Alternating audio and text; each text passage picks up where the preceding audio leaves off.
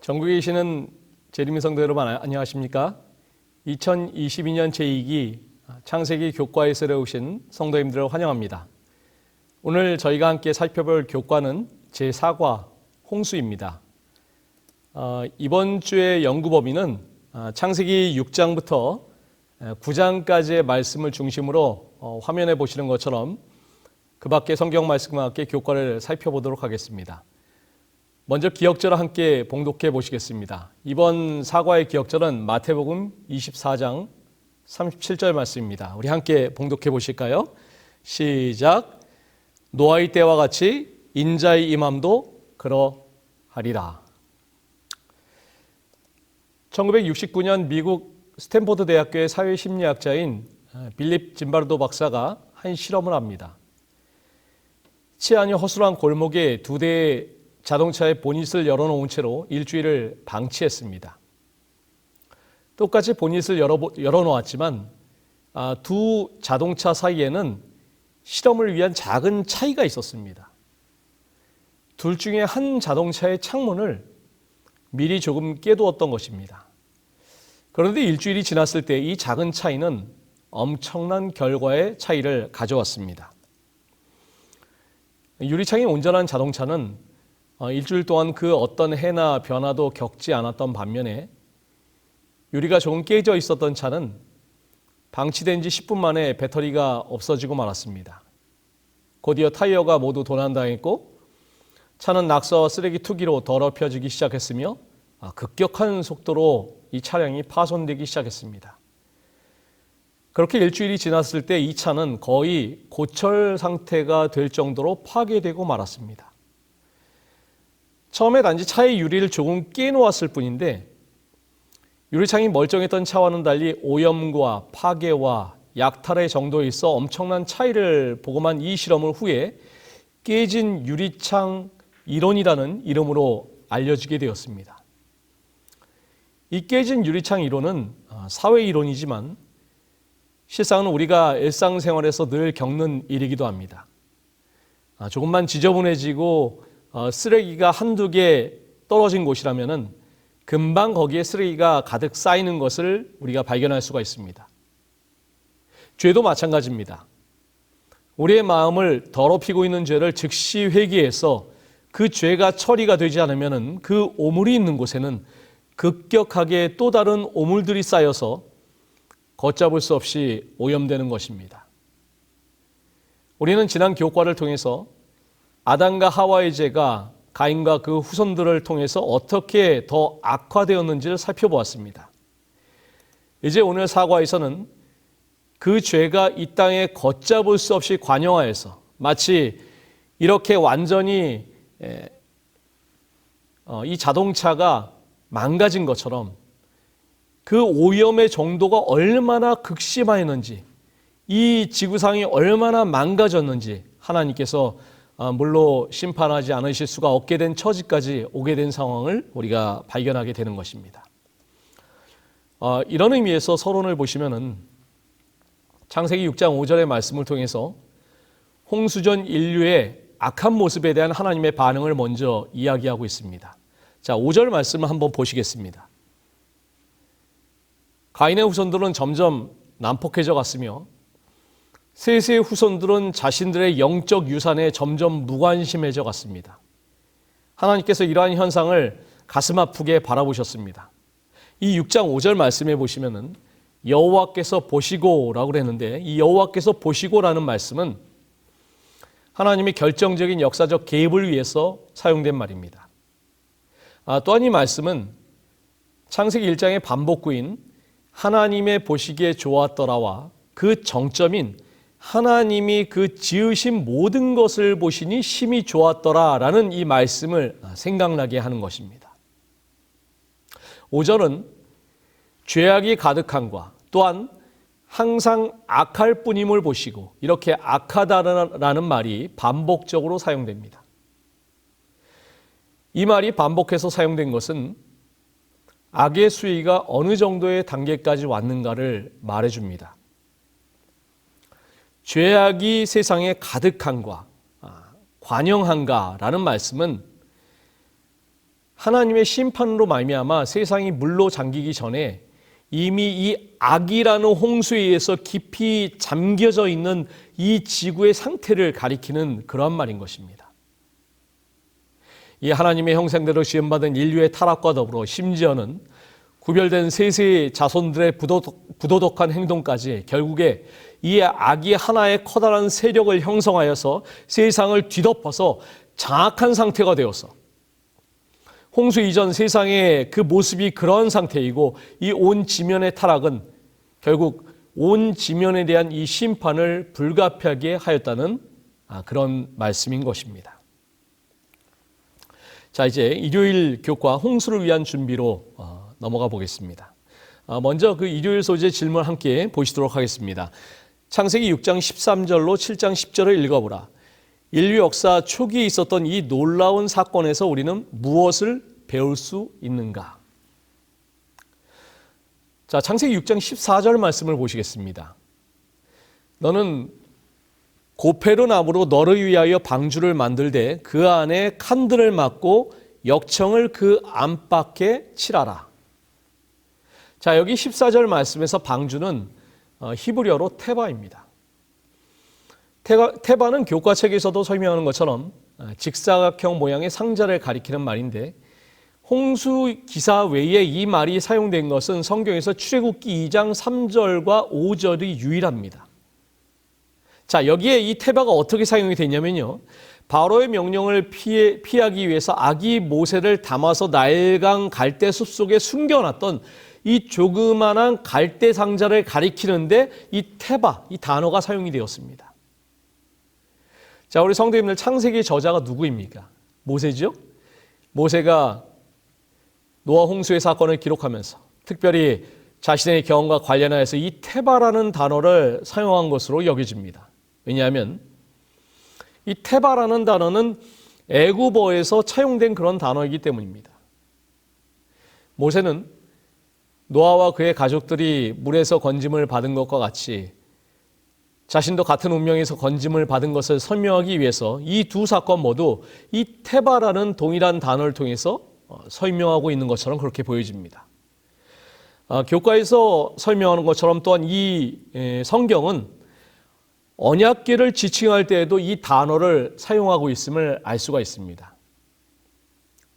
이 나무 상자라는 이름에서도 보듯이 이 노아 방주는 항해용 선박이 아니라는 사실을 우리가 알 수가 있습니다. 이것은 배라기보다는 물 위에 뜨는 거대한 상자였습니다. 단지 물이 스며드는 것을 방지하기 위해서 방수 역할을 하는 역청만을 칠했을 뿐입니다. 자, 창세기 6장 22절 말씀을 보시겠습니다. 노아가 그와 같이 하여 하나님이 자기에게 명하신 대로 다 준행하였더라. 자, 창세기 6장은 노아가 하나님의 명령을 철저하게 수행한 것을 언급함으로 끝을 맺고 있습니다. 이 거대한 방주를 짓는 것은 결코 노아에게 쉬운 일이 아니었을 것입니다. 많은 나무를 베고 날라야 했습니다. 이를 바라보는 사람들은 노아의 가족들을 비웃었을 것입니다. 방주 안에 들어올 많은 동물들을 위해서 음식을 준비하는 일 역시 쉽지 않았을 것입니다. 이 크고 작은 동물들을 위해서 10개월이 넘는 기간 동안에 먹을 음식을 모아서 저장하는 일은 가히 상상이 되지 않습니다. 자, 이 말씀의 한글 개역 성경에서 명하신 대로라는 이 말은 원문으로는 캐콜, 즉 명하신 모든 것대로라는 그런 말입니다. 또한 준행하였더라라는 말의 히브리어는 아사인데 성취하다, 완수하다라는 뜻을 가지고 있습니다. 이 아사는 구약 성경에서 많은 용례를 가지고 사용이 되었습니다. 특별히 언약 백성인 이스라엘은 하나님의 명하신 모든 것을 행하라, 아사, 이 명령을 자주 받았습니다. 이 하나님의 명령이 강조하는 것은 분명히 나타나는 순종의 행동을 포함하라는 것입니다.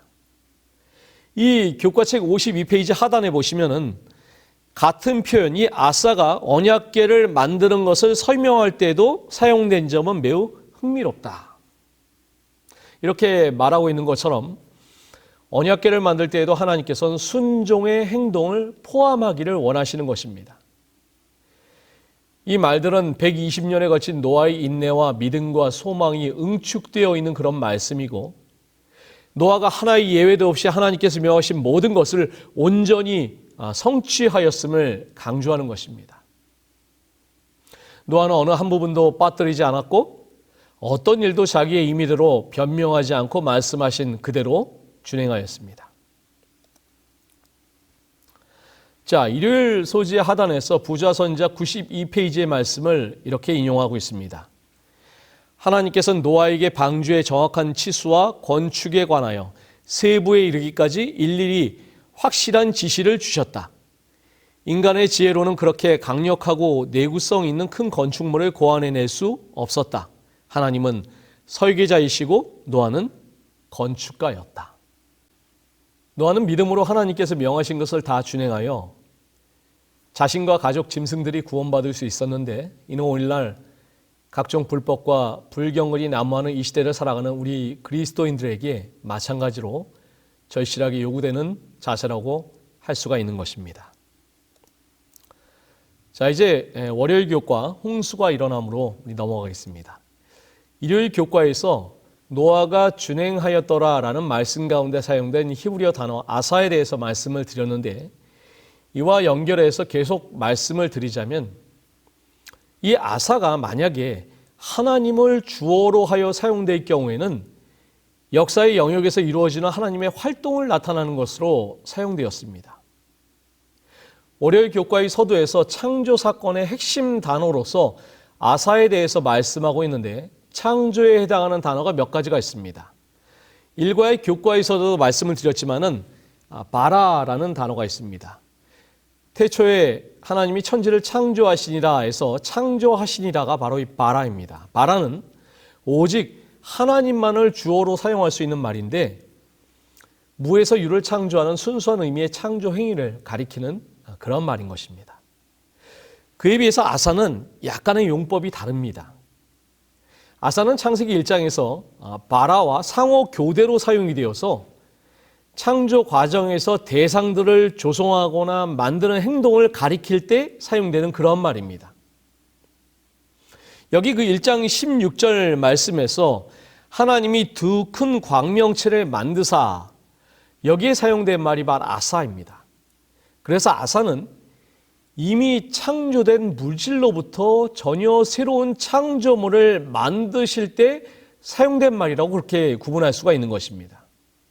아무튼 창세기 1장의 창조기사에서 핵심적인 두 단어가 바로 바라와 아사인데, 노아의 행동을 표현하기 위해서 다시금 이 아사라는 단어가 사용된 것은 홍수의 기사는 단지 심판의 성경만 있는 것이 아니라 하나님께서 다시금 재창조하시는 사역이라는 사실을 그렇게 말해주고 있는 것입니다.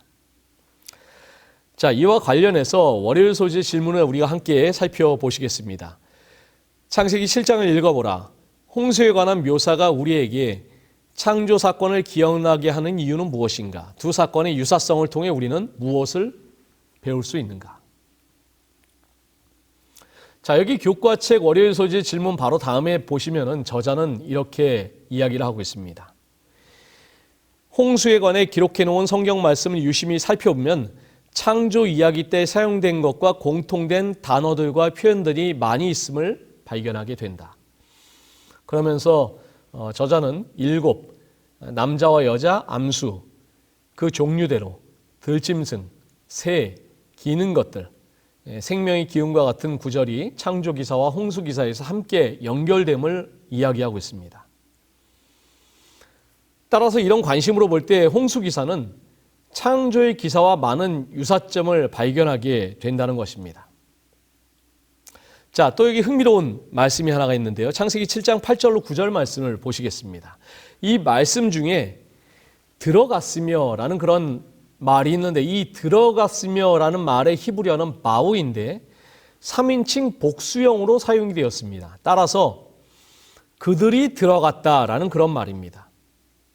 이 말의 주어는 노아가 아니라 동물들입니다. 이 말은 노아가 동물들을 모았다는 것이 아니라 하나님께서 각종 짐승들을 방주로 인도하셨음을 암시하는 그런 말인 것입니다. 하나님께서 아담을 창조하신 후에 그를 돕는 배필을 아담의 갈빗대로 만드시고 그 여자를 아담에게 창세기 2장 22절에 이끌어 오시니라고 말씀하셨는데, 이 창세기 2장 22절에 이끌어 오시니라는 말에 바우가 사용이 되었습니다. 따라서 하나님께서 동물들을 방주로 이끌고 들어가시는 행위를 새로운 창조의 행위로서 또한 바라볼 수가 있는 것입니다. 교과책 54페이지 하단부의 말씀을 한번 보시겠습니다. 이런 관점으로 보면 홍수 이야기는 창조 이야기처럼 보이기도 한다. 홍수 이야기 속에 나타난 창조의 흔적은 창조하시는 하나님과 멸망시키시는 하나님이 같은 분이라는 사실을 깨닫게 한다. 하지만 이와 같은 유사성은 희망의 기별을 전달하기도 한다. 홍수는 새로운 창조가 되도록 계획되었으며 이를 통해 세상은 새롭게 존재하게 될 것이었다. 저자는 홍수 사건은 단순한 멸망의 사건, 심판의 사건을 넘어서서 죄로 인해 홍수를 겪고 있는 이 세상을 다시 한번 창조하시기 위한 하나님의 계획이라는 사실을 강조하고 있는 것입니다. 자, 화요일교과로 가시겠습니다. 홍수의 끝입니다.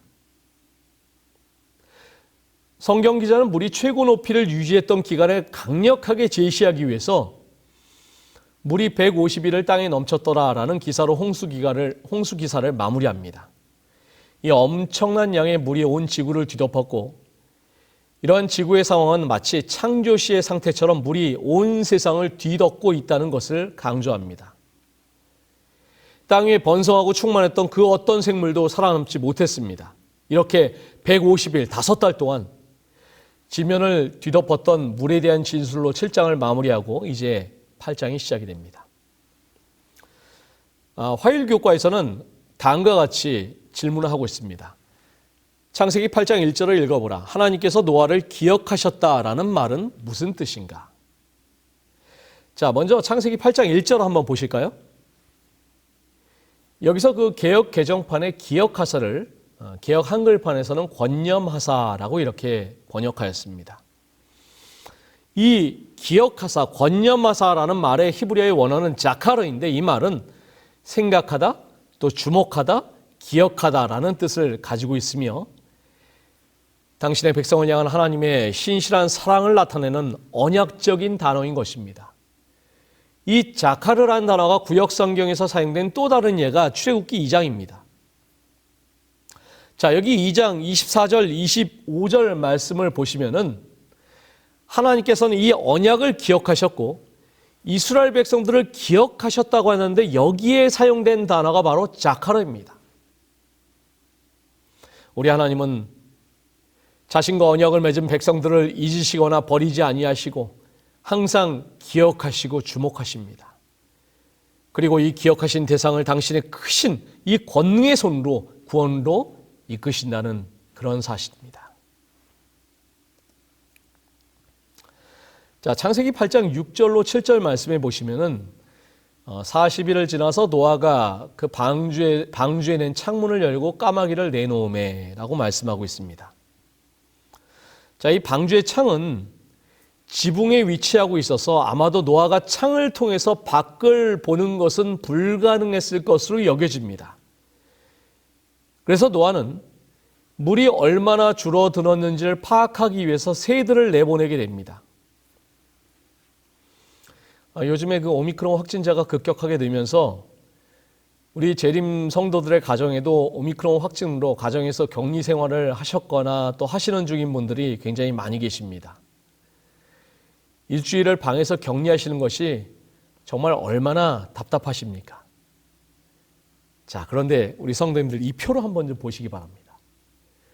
노아와 그 가족들이 방주 속에서 총 며칠을 보냈을까요?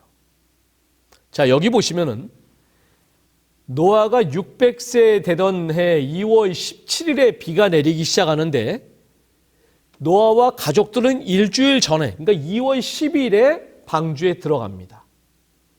그리고 2월 17일에 이제 비가 내리기 시작해서 40일 동안 비가 내린 후에 3월 26일에 비가 멈춥니다.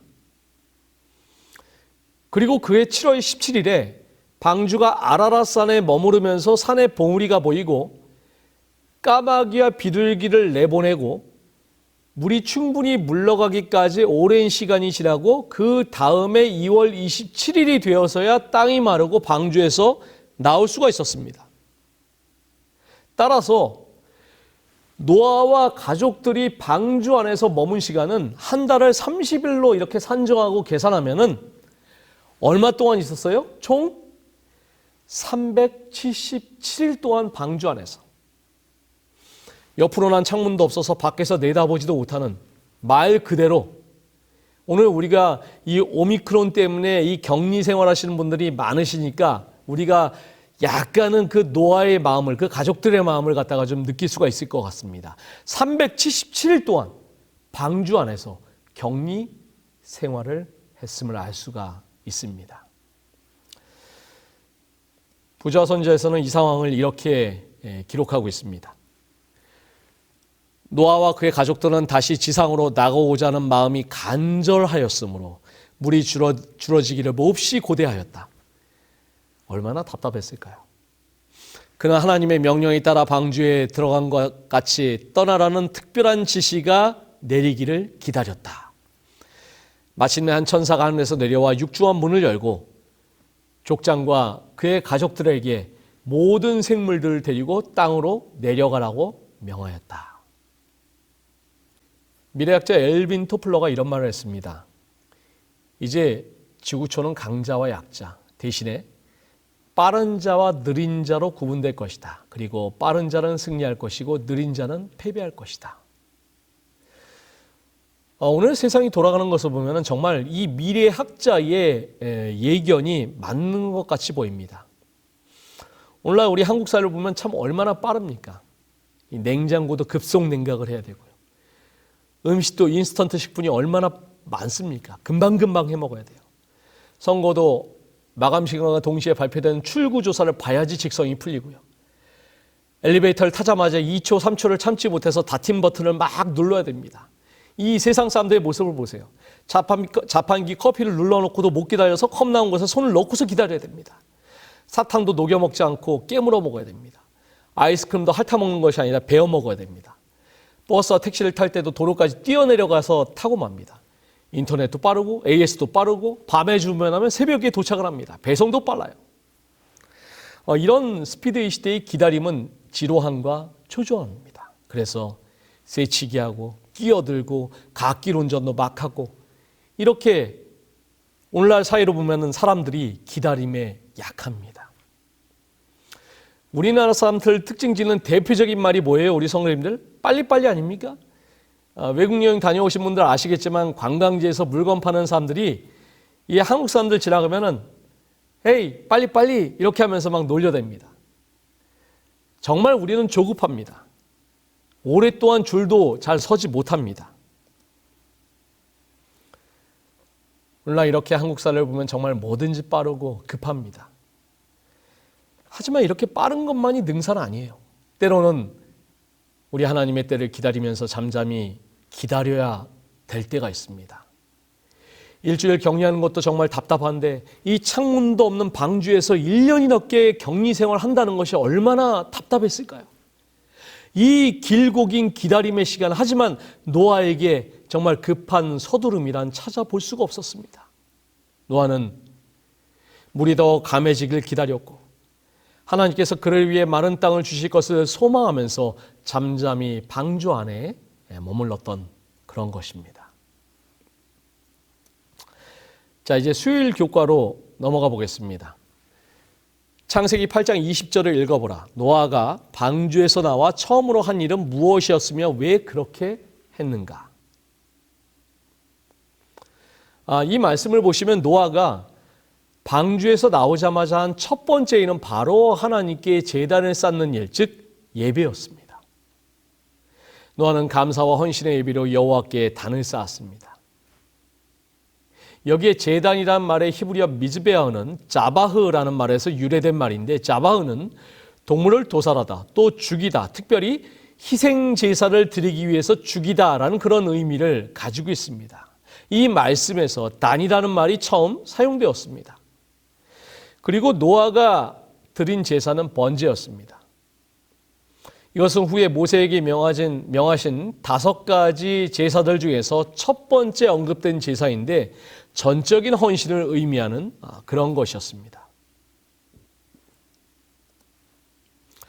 아담이 창조 후에 하나님께 예배를 드렸듯이 노아도 홍수 후에 하나님께 예배를 드렸는데 그 차이점에 대해서 교과의 저자는 이렇게 설명을 하고 있습니다. 아담과 하와가 6일간의 창조를 마치고 난 후 맞이한 안식일에 하나님께 예배했던 것처럼 노아는 그 자체로 또 다른 창조 사건이었던 홍수가 끝나자마자 하나님께 예배했다. 하지만 그 두 예배 사이에는 차이점이 있다. 하나님께 직접 예배했던 아담과 하와와는 달리 노아는 제사에 의지해야 했다. 이 노아의 제사를 정리하면 3가지의 의미를 포함하고 있다고 볼 수가 있습니다. 첫째는 하나님께서 구원해 주신 것에 대한 감사. 두 번째는 새로운 삶을 위해서 하나님께 모든 것을 의탁함. 세 번째는 하나님을 섬기겠다는 삶의 헌신을 포함하고 있는 것입니다. 자, 부자 선자는 여기에 대해서 이렇게 말씀하고 있습니다. 그가 방주에서 나와서 처음으로 한 일은 제단을 쌓고 각종 정결한 짐승과 새들 중에서 희생을 드려서 구원에 대한 그의 감사를 하나님께 드린 일이었다. 그는 그같이 함으로 위대한 희생제물이신 그리스도께 대한 그의 신앙을 나타냈다. 이 제사는 주를 기쁘시게 했으며 족장과 그의 가족들뿐 아니라 땅에 살게 될 모든 사람에게 축복을 가져다 주었다. 수요일 소재의 2번째 질문을 함께 보시겠습니다. 창세기 9장 2절로 4절을 읽어보라. 홍수가 인간의 식습관에 어떤 영향을 끼쳤는가? 자, 창세기 9장 3절과 4절 말씀을 함께 보시겠습니다. 모든 산 동물은 너희의 먹을 것이 될지라 채소같이 내가 이것을 다 너희에게 주노라. 그러나 고기를 그 생명되는 핏째 먹지 말 것이니라. 홍수 땅에는 인간이 먹고 살 식물이 없었습니다. 다시 농사를 지어 수확하기까지는 시간이 필요했습니다. 이에 하나님께서는 동물을 음식으로 허락하십니다. 창세기 9장 3절은 인간에게 육식을 허용하고 있는 최초의 언급입니다. 하지만 동물 중에서도 산 동물이라고 제한하셔서 다른 동물에 의해 혹은 기타 이유로 이미 죽임을 당한 것들은 모두 제외하셨습니다. 자, 그런데 재림교의 성경 주석을 보시면은 3절에 대해서 이렇게 설명하고 있습니다. 사람이 그때 처음으로 동물의 고기를 먹기 시작한 것이 아니고 홍수로 인해 필요해진 사항을 하나님이 다만 처음으로 공인하거나 허용한 것이다. 자, 우리 성도님들, 노아 홍수 이전에 사람들이 육식을 했을까요? 하지 않았을까요? 흔히들 노아 홍수 이후에 하나님께서 육식을 허용하셨기 때문에 이때부터 인간이 육식을 하였을 것이라고 생각하기 쉽고 그렇게 또 실제로 생각하시는 분들도 계십니다. 하지만 여기 그 예언의 신의 말씀을 보시면은 그렇지 않다는 사실을 발견할 수가 있습니다. 자, 여기 음식물에 관한 권면의 말씀을 보시면은 고대 세계의 거민들은 먹고 마시는데 부절제하였다. 하나님께서 그들에게 육식을 허락하시지 않았음에도 불구하고 육식을 오히려 즐겼다. 그들은 지나치게 먹고 마셨으며 그들의 타락한 식욕은 한계를 알지 못하였다. 하나님께서 홍수 이전 인류의 범죄를 참지 못하신 여러 가지 이유들 가운데 한 가지가 바로 이 식욕의 방종이었는데 거기에는 모두 있어요. 육식도, 하나님께서 허락하지 아니하신 이 육식도 포함되어 있었다고 하는 그 사실을 알 수가 있는 것입니다. 자, 여기 창세기 9장 2절 말씀 가운데 두려워하며와 무서워하리니라는 말의 그 히브리어 원문을 보시면은 인간으로부터 당한 무서운 경험에 의하여 후천적으로 가지게 된 두려움과 불안감을 뜻하고 있습니다. 또한 이 말은 전쟁터에 나가는 병사가 적군에게 느끼는 감정인데 태초에 하나님께서 창조하셨을 때에는 이 상호 우호적이었던 인간과 동물의 관계가 이후로는 이 적대적인 관계로 악화되었음을 나타내는 그런 말이기도 한 것입니다. 자, 우리 성도님들 생각해 보세요. 에덴 동산에서 이 모든 동물들은 그 아담의 앞을 지나가면서 정말 행복하고 평화로운 가운데 이름을 지음받은 그 아름답고 사랑스러웠던 그 장면을 떠올린다면 이 인간과 동물 사이에 얼마나 큰 간격이 생겼는가를 우리가 확인할 수가 있는 것입니다. 모든 생물에 대한 인간의 통치권은 여전히 유지가 되겠지만 이것은 이후로 이와 같은 비정상적인 방법으로 유지가 되어서 오늘날까지 내려오게 된 것입니다. 이것이 언제 회복될까요? 찬미가 485장의 가사처럼 사자들이 어린 양과 뛰놀고 어린이도 함께 뒹구는 독사골에 아이가 손 넣고 장난쳐도 울지 않는 새하늘과 새 땅이 될 때에 이 왜곡된 관계가 다시 회복될 수가 있을 것입니다. 자, 이제 목요일 교과입니다. 목요일 교과의 첫 번째 질문 한번 보시겠습니다. 창세기 8장 22절로 9장 1절을 읽어보라. 생명을 보존하시겠다는 하나님의 약속의 중요성은 무엇인가? 하나님의 축복은 그 약속을 어떻게 성취하는가? 자, 여기 창세기 8장 21절 말씀을 보시면은 중심에 이르시되라는 말은 마음에 굳게 다짐하거나 스스로 결연한 선택을 내리는 히브리어의 관용적인 표현입니다. 이 중심이란 말의 히브리어가 레브라는 말인데 마음을 의미합니다. 자, 다시 무슨 말이냐면요. 하나님께서 그 마음에 말씀하셨다. 이 말은 당신께서 말씀하신 것을 결코 변경하거나 그 뜻을 후퇴시키지 않으시겠다는 강한 의지의 표현인 것입니다. 다시 말하면 당신의 생각을 마음에 완전히 고정시켜서 피조물의 행태에 의해서 그 뜻을 변개치 아니하시겠다는 것을 말하는 그런 것입니다. 이 같은 하나님의 결심은 홍수 후에도 인류가 죄악의 길을 걸을 것을 미리 아셨기에 그렇게 말씀하신 것이라고 할 수가 있는 것입니다. 내가 다시는 사람으로 말미암아 땅을 저주하지 아니하리니. 이제 하나님께서는 다시는 땅을 저주하지 않으시겠다고 선언하십니다.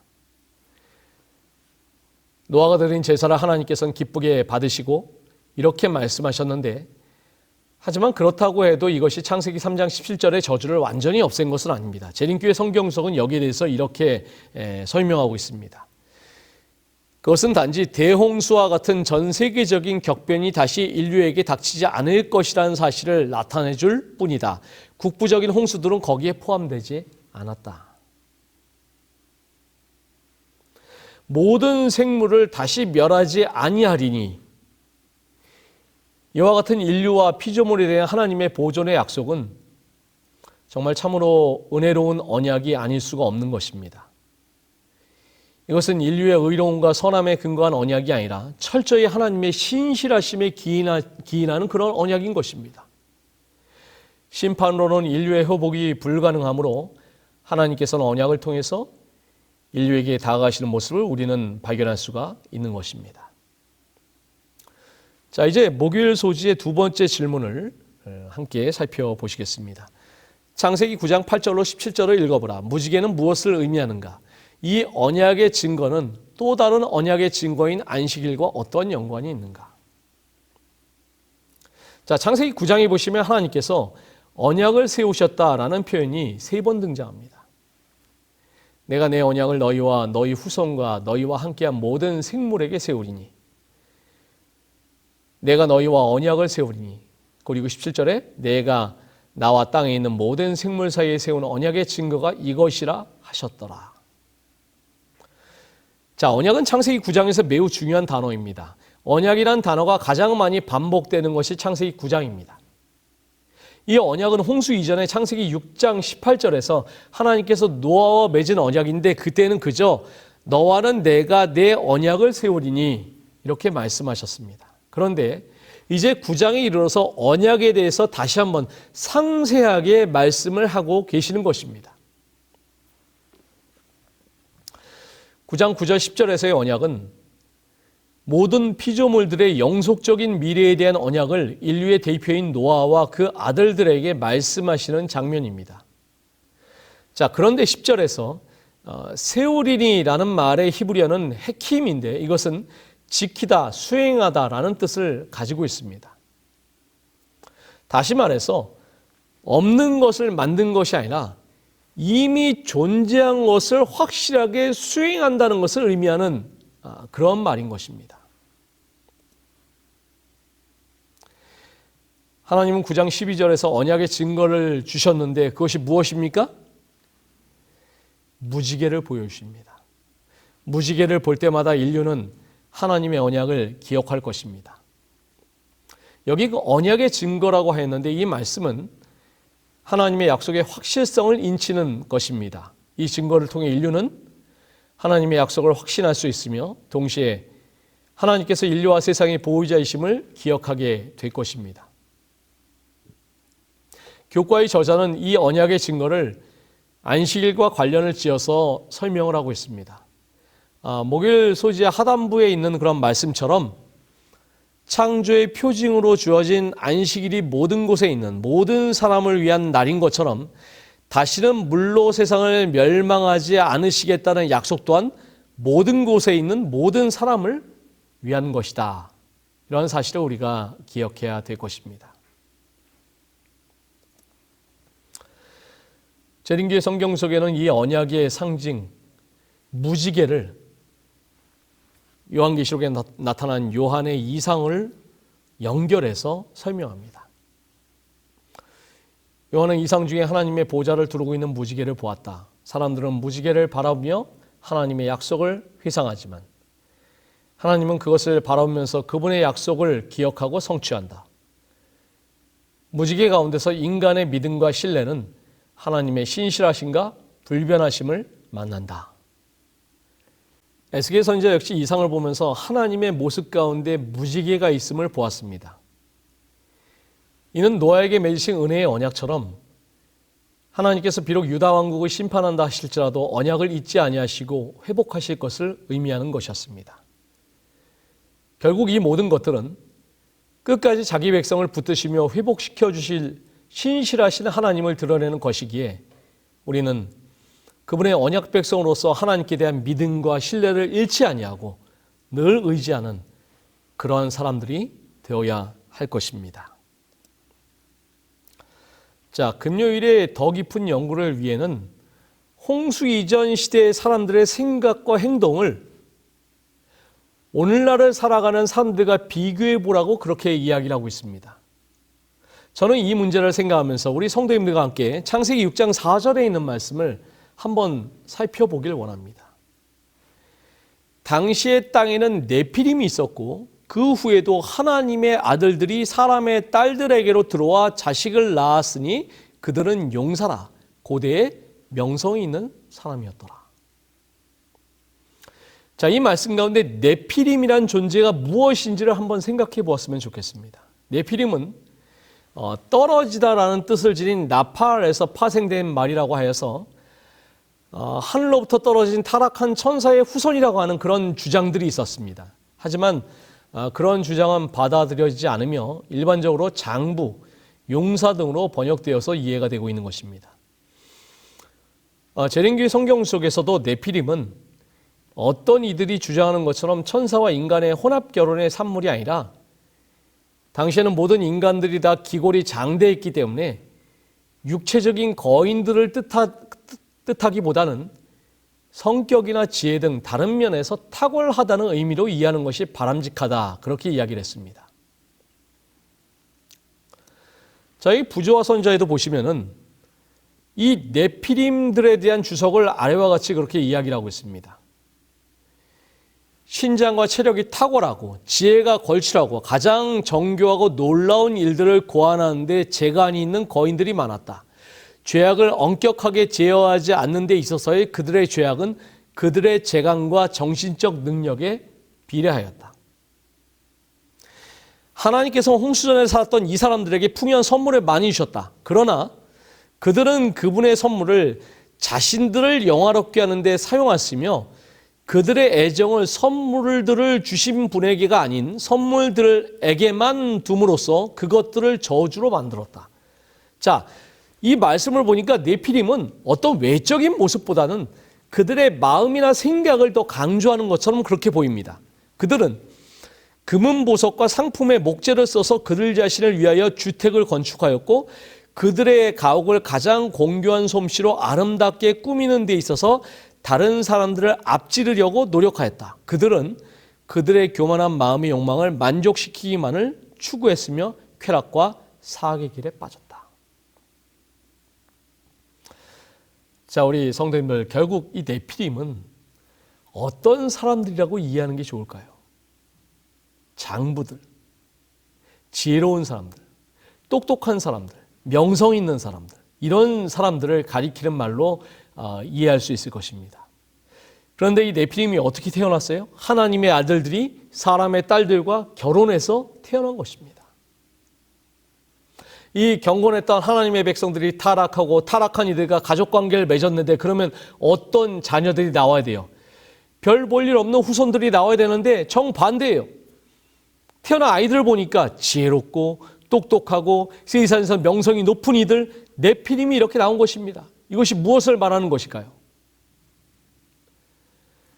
진정한 축복이 세상에서의 능력과 명성과 권력을 가진 것이 아니라는 것입니다. 가인의 후예는 성을 쌓고 도시를 만들고 문명을 이끌었습니다. 하나님을 떠났음에도 불구하고 그들이 만들어낸 문화와 문명은 놀라웠고 그들에게서 인재들이 태어나서 용사가 되고 권력자가 되고 스타가 되었습니다. 하나님께로 돌아갈 이유가 점점 없어지는 것입니다. 세상에서 명성을 얻고 돈을 많이 벌고 좋은 집에서 편안하게 잘 사는 것입니다. 그런데 성경 말씀을 보니까 그게 좋은 게 아니에요.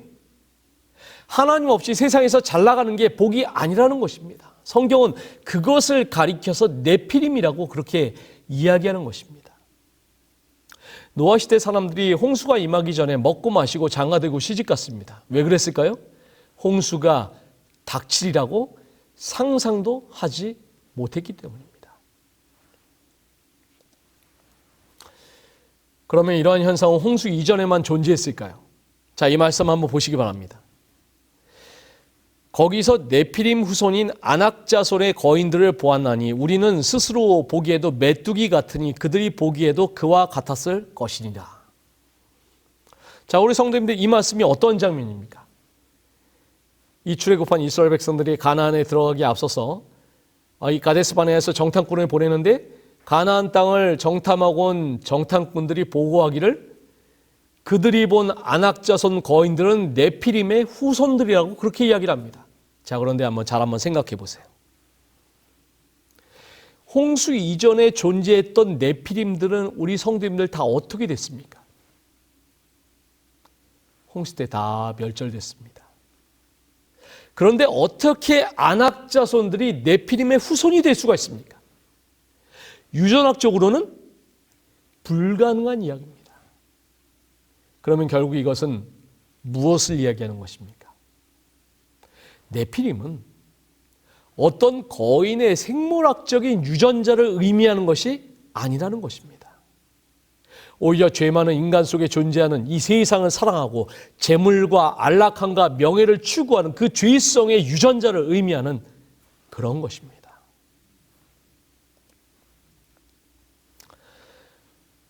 노아 홍수 이전에 세상을 사랑했던 이 네피림의 정신이 예수님의 재림 직전에 이 세상을 다시 한번 지배하고 있음을 우리는 여기서 발견하게 되는 것입니다.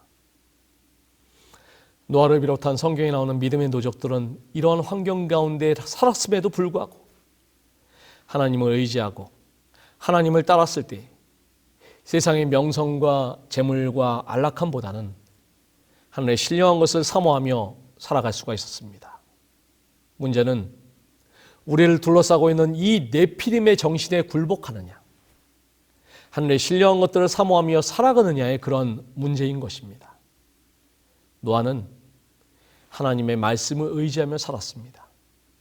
하나님의 말씀을 의지하며 살아간 믿음, 순종, 그것이 노아가 구별되도록 하여준 그런 것이었습니다. 재물과 명성과 힘의 우상을 추구하며 살아가는 이 네피림의 시대에 오늘 우리는 노아처럼 오직 하나님께서 주신 말씀에 순종하면서 내게 주신 귀한 사랑과 신실함에 감사하면서 내가 믿고 있는 우리 주님 덕분에 행복해하면서 내가 기다리는 그 날을 소망으로 삼고 살아가시는 우리 모든 재림 성도님들 되시기를 간절히 바라면서 제 사과 교과의 선을 마치도록 하겠습니다. 감사합니다.